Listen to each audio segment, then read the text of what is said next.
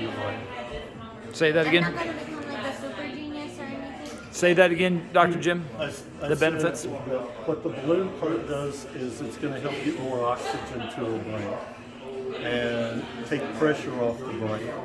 And right now, I don't know what head position that we're going to use, and I don't remember where the balloon was. I kind of sort of remember, so I'm going to just put an arm out here. Push. Push. Okay, so on the left, to move here, that'll be the left middle. And push.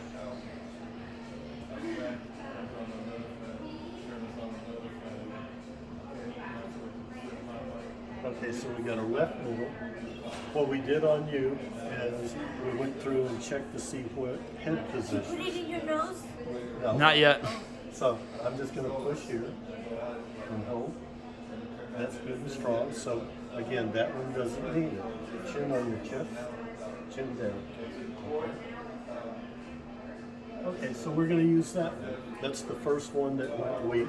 So we will do it, let this relax. So her balloon will be on the left side with her chin down on her chest. How'd you pick the left side? Because whenever I touched here or pushed here, Oh, yeah. it went weak. So that told me where, so I'm just going to, go ahead. After you do this, will it become strong? Yes. Immediately. Immediately.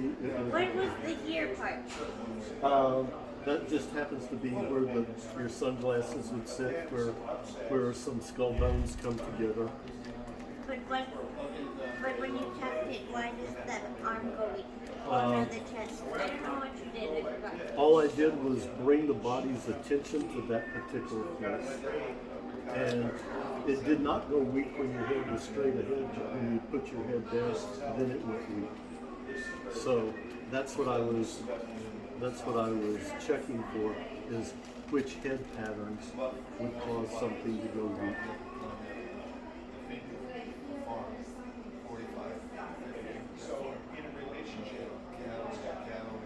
And what is this called? Just balloon? CNSR, Central Nervous System Restoration. So you can see that'll hold a little air. Mm-hmm. So we've got that set up. We've got the oil here. We've got the little flat toothpick.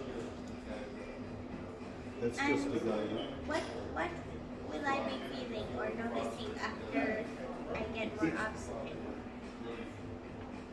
Everybody's a little different, but just think of your head as messed up like a Rubik's Cube, and I'm working on getting the colors lined up on each side, so that the fluids in your brain flow better, so that the oxygen flows better. You're unlocking my inner Einstein. I'm ready. There you go. So move that over. Put your feet over here like you did earlier, and your head right here.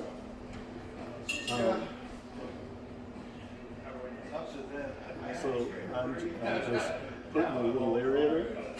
I've got a little bit of coconut oil here. A little bit of lube. Yep. So I'm just.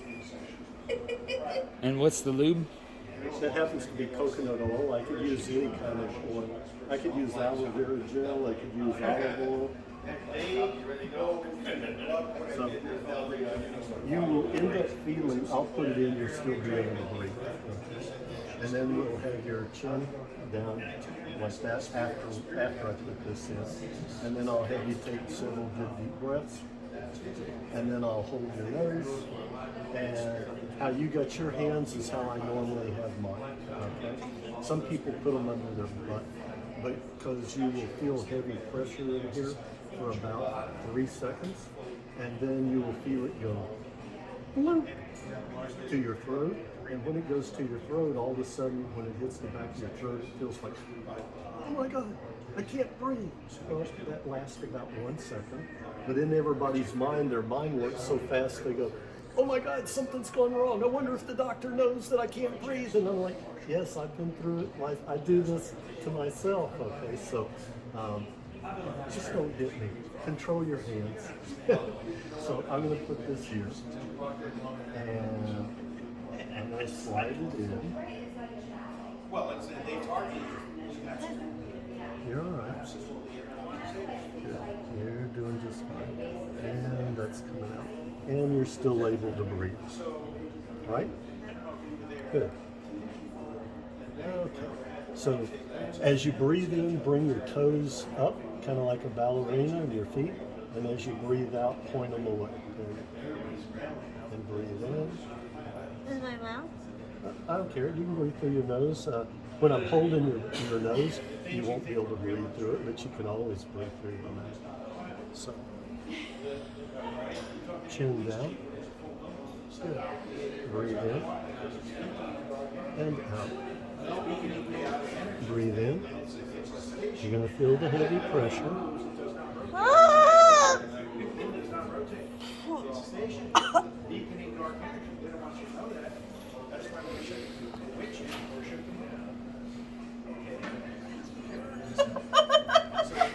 Exhilaration. Is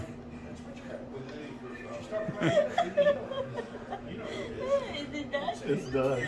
Well, there it is.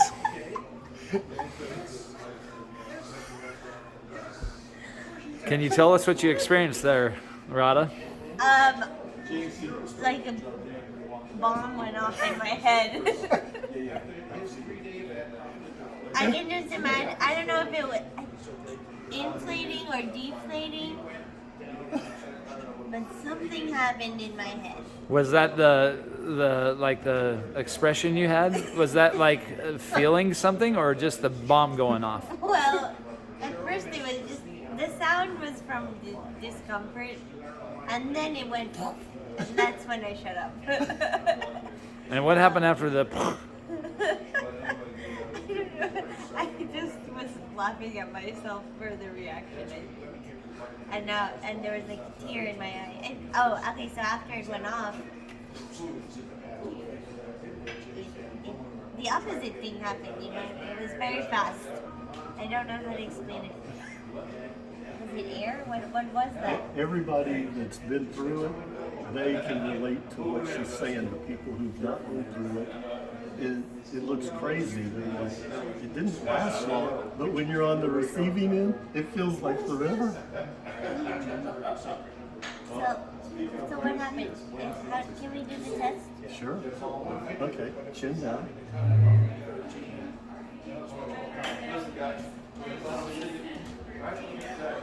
Cool.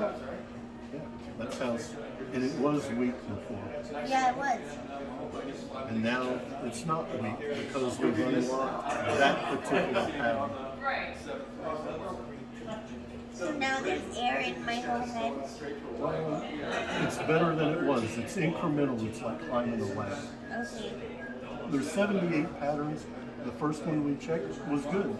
We didn't have to mess with it. The second one we checked caused a weakness, so we treated that.